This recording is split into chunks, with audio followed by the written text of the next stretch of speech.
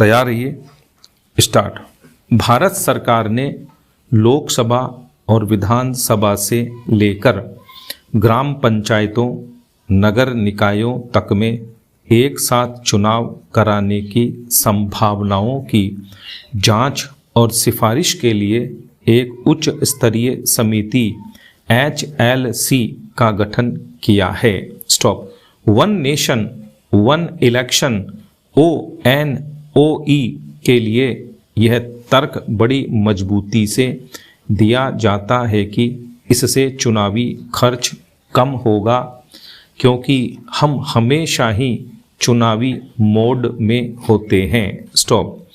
चुनाव के समय आचार संहिता लगने से विकास में बाधा आती है, वह दूर होगी और चुनावी इलाकों में सुरक्षा बलों की लंबे समय तक बड़े पैमाने पर तैनाती कम होगी। स्टॉप।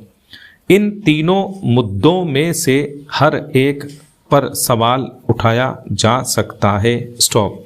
उदाहरण के लिए, यदि चुनाव पर ज़्यादा खर्च हो रहा है तो कौन कर रहा है। स्टॉप।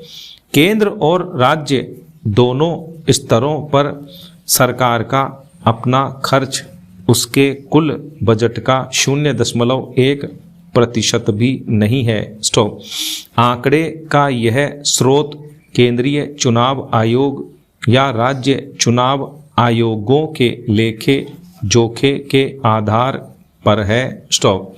अत्यधिक खर्च तो वाकई में वह है तो उम्मीदवारों और राजनीतिक दलों द्वारा किया जाता है। स्टॉप। उम्मीदवार अपने खर्च का जो विवरण पेश करते हैं वह अनुमानित चुनावी खर्च का 50% भी नहीं होता है। स्टॉप। यानी उम्मीदवार आधिकारिक तौर पर कम खर्च कर रहे हैं। स्टॉप। इसका मतलब यह है कि अधिकांश खर्च काले धन के जरिए होता है। स्टॉप। पैरा। आइए वन नेशन वन इलेक्शन की दिशा आने वाली बाधाओं की जांच करें। स्टॉप। सबसे पहले कम से कम संविधान के 5 अनुच्छेदों 83, 85, 172, 174 और 356 में संशोधन की जरूरत होगी। स्टॉप।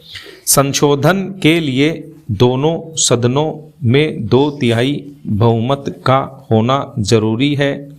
दूसरा, यदि संशोधन हो भी गए तो उनकी वैधता को सुप्रीम कोर्ट में चुनौती दी जा सकती है, क्योंकि ये संशोधन संविधान के संघीय रूप को प्रभावित करते हैं। संघीय व्यवस्था के तहत राज्यों को राज्य सूची में निर्दिष्ट विषयों पर शासन में स्वायत्तता प्राप्त है, यहाँ तक कि जब तक आपातकाल की घोषणा न हो केंद्र सरकार हस्तक्षेप नहीं कर सकती। स्टॉप। संविधान का संघीय ढांचा संविधान की मूल संरचना का हिस्सा है, जिसे सुप्रीम कोर्ट के 1973 के ऐतिहासिक फैसले के अनुसार संशोधित नहीं किया जा सकता है। स्टॉप। हम ऐसा कार्य केवल नया संविधान लिख कर ही कर सकते हैं और इसके लिए भी नई संविधान सभा बनानी होगी। स्टॉप। पैरा। तीसरी बात, ONOE के लिए व्यापक संसाधनों की जरूरत होगी। स्टॉप। उत्तर प्रदेश जैसे बड़े राज्य में 7 चरणों में चुनाव कराने पड़े थे और उसमें भी 2 माह का वक्त लगा था। स्टॉप।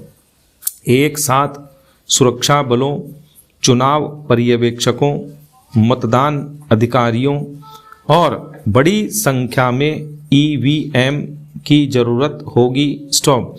क्या होगा अगर एक भी दुर्घटना या तोड़ फोड़ का मामला हो जाए और पूरी प्रक्रिया को गड़बड़ा दे। स्टॉप। और जब तक क्षमता में पर्याप्त वृद्धि नहीं की जाती यह समस्या रहेगी। स्टॉप। पैरा। कार्यकाल के बीच में ही सरकार गिर जाए तो क्या होगा। स्टॉप। और कार्यकाल पूरा होने से पहले समय पूर्व विघटन के बारे में क्या। स्टॉप। यह एक लोकतांत्रिक विशेषाधिकार है जिसे नकारा नहीं जा सकता। स्टॉप। अब तक की 17 लोकसभाओं में से 8 समय पूर्व भंग कर दी गई हैं। क्या किसी सरकार का मध्यावधि पतन या विधानमंडल का विघटन केवल राष्ट्रपति शासन द्वारा प्रतिस्थापित किया जाएगा। स्टॉप। अभी यह भी स्पष्ट नहीं है कि क्या अत्यधिक खर्च में कमी आएगी। स्टॉप। चुनावों में 90% खर्च होने वाला धन काला धन होता है। स्टॉप।